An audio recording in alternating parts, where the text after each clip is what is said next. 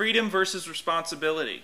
That's a big theme that goes on in the elementary Montessori environment. Sure, it's actually something that you should really look for when you're observing in a Montessori elementary environment. The beauty of a Montessori elementary program is that children do have the freedoms. They have freedom of movement. They don't have to raise their hand to go to the bathroom. No way.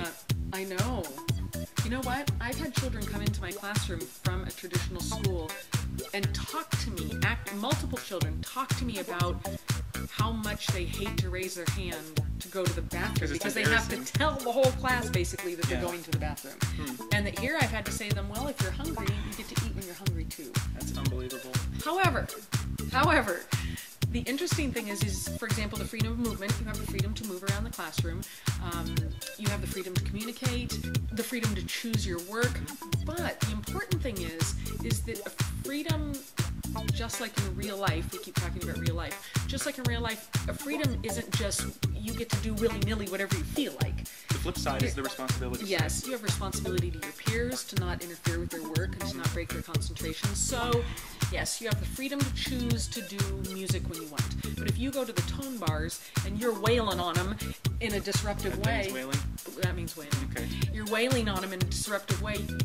You haven't held up your responsibility end of the bargain, and so now you don't have that freedom. And again, I would challenge that that's much like the rest of the world, that you do have freedom. You know, you have freedom to drive your car where you like. You also have responsibility to stop at the stop signs, and you have a responsibility to wear your seatbelt, and you have... So basically, at a very young age, instead of being in an environment where children are told what to do all the time, you're giving them opportunities to make choices, and there's consequences for those choices. Very much like the real world. So when people say that Montessori doesn't prepare children for the real world, you really don't know what you're talking about.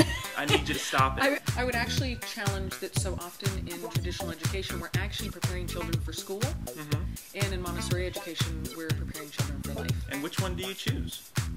I'd like to be prepared for life. I'd like to be prepared for life.